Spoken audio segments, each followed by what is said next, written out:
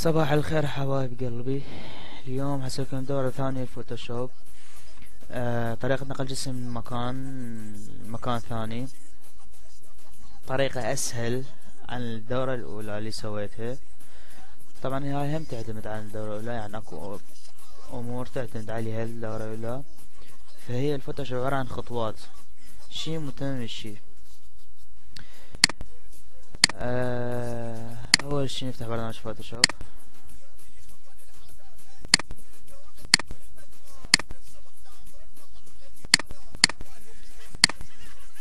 هاي الصورة، صورة عادية.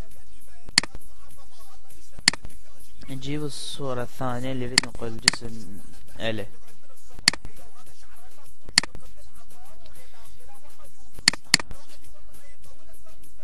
فرضا هاي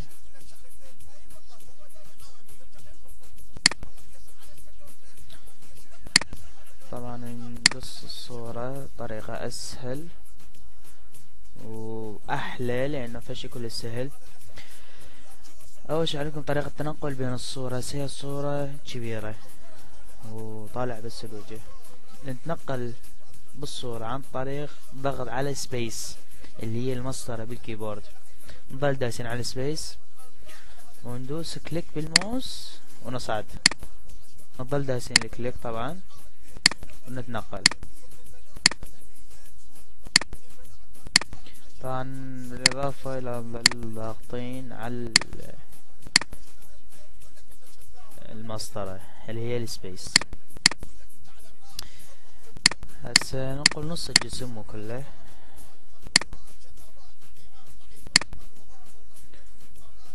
من هنا ننقل، نقصه من هنا.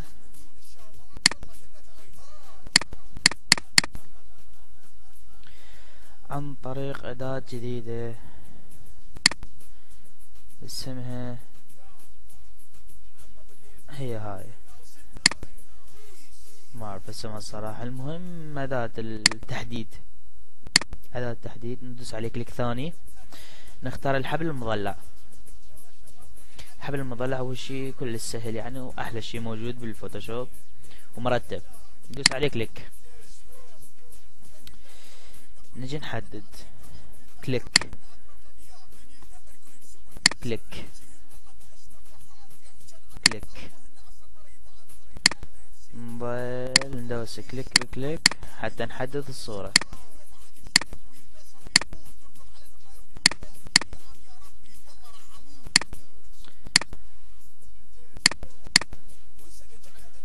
مثل ما ذكرت انه طريقة التنقل عن طريق السبيس وكليك بالماوس ونصعد.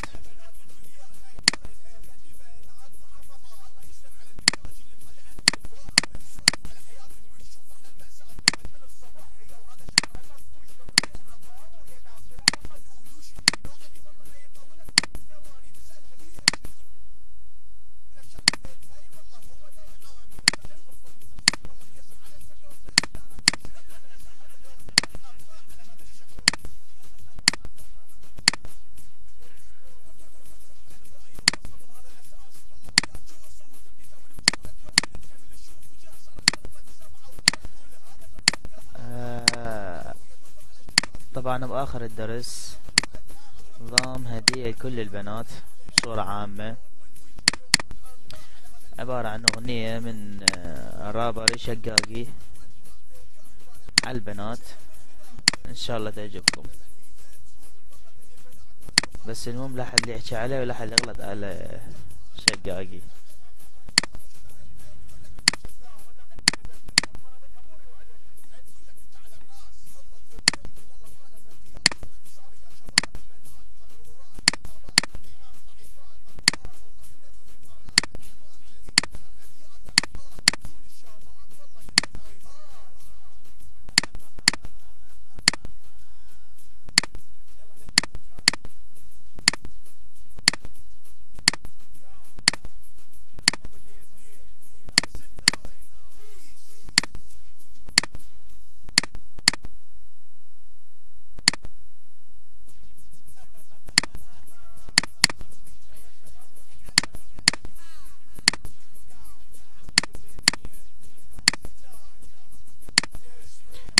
هناك طريقة اسهل من هاي، بس تعتمد على الخلفية. خلفية الجسم المفروض تكون اي لون، بس لون موحد، ازرق او ابيض او اخضر، اي شيء، المهم يكون لون ثابت،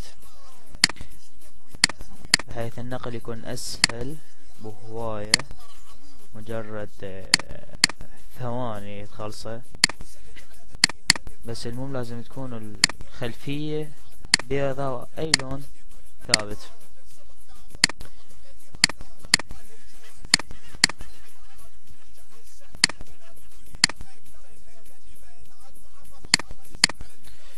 ان شاء الله هشرحها هاي الطريقة.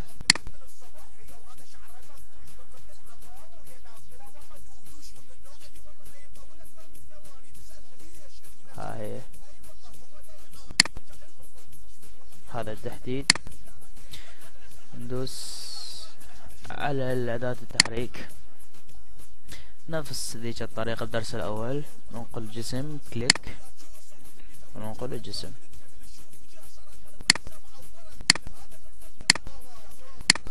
شوف الزايد هنا، هذا نقدر نمسحه من أداة المحاذاة، نفس الأداة اللي استخدمناها بالدرس الأول.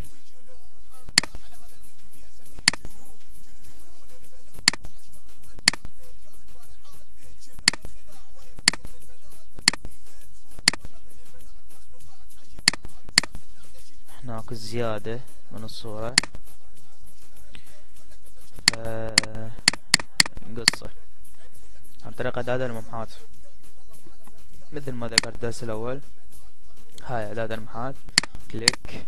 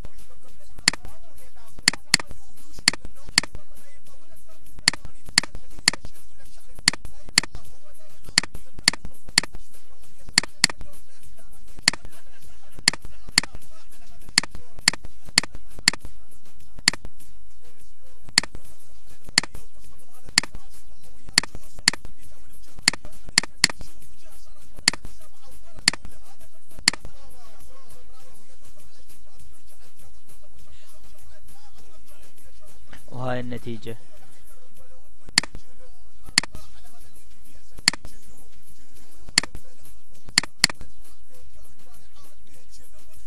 هاي نتيجة الصورة.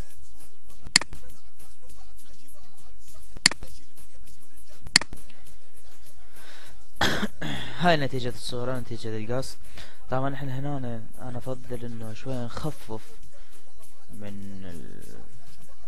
الجسم عن طريق تظليل. من هنا كليك،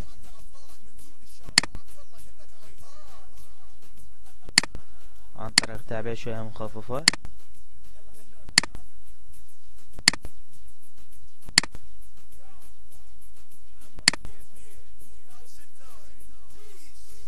شوف حلو هاي النتيجة. وتحياتي لجميع الحبايب، شكرا. ياو العم ابو الاثنين 2009 ليتس جو. هذني البيانات هن كلهن معقدات بيدعون بالذكاء وهن اكبر غبيات، من يلتمر كلهن سوى ايش شوف حجيهن والله بأس تفاهات، يحجن على الحب وهن اصلا مريضات نفسيا من ورا المجاملات، يشوفن واحد حديقه ويقول صدق لها الشعرات، لو واحد يمشي من يمها ويلبسها ويفوت تركض على المرايه وتقول اوف ايش بيعاني يا ربي والله راح اموت. ليتس جو. والسنة على هذني الطالبات، هذني البنبونيات اللي خمطن الحاجات، هذني من النوع اللي كل الملبوسات من الصبح تاخذ والله على الاهانات، عبالها يجي واحد زوج ويدور على العبارات، ونرجع هسه على بنات الكليات، اكثرهن هذني بنات محافظات، الله يستر على المكياج اللي مطلعن حلوات، نسولف على حياتن ونشوف احنا المأساة، تقعد من الصبح هي وهذا شعرها المكفوش تركب للحمام وهي داخله والله دوشها من النوع اللي والله ما يطول اكثر من ثواني، تسألها ليش تقول لك شعري من المي والله هو دا يعاني، ترجع للغرفة وتصفر والله يسعى على الكدور ما يحتاره هي شنو تلبس، هذا لو الله على هذا الشعور. ليتس جو. تركب على المراية وتخبط بهذا الاساس والله وياك جوصة، وتبدي تلون بشهرتها ومن تكمل تشوف وجاه صار المنطقة 7 وورا كل هذا تطفى القهوة، تاخذ المراية وهي تركب على الشباك ترجع تكون والله وتنطق بشهرتها، الله يا شوفة صارت بعد احلى، بحيث الركبة لون والوجه لون، الله على هذا اللي في اسميه جنون البنات والله اشكال وانواع، تلقاهن بارعات بالكذب والخداع، وفية البنات لمن هي تخون، والله ذني البنات مخلوقات عجيبات، صح ان احنا شي بالدنيا بس كلن جاكمات، اذا انت مدحتها وكبرت راسها وشكرتها تقول لك انت كذاب، واذا انت لبستها وضربتها بوري وعلى ستها تقول لك انت على الراس، حبك بقلبي والله ما له مقياس، باختصار يا شباب البنات مغرورات كذابات حقيرات ضعيفات مكروهات، والله هن كلهن فارات متعلمات على الاهانات غبيات تافهات، من دون الشباب والله هن تايهات. يلا لهنا كافي. ياو العم ابو الاثنين 2009 بيس.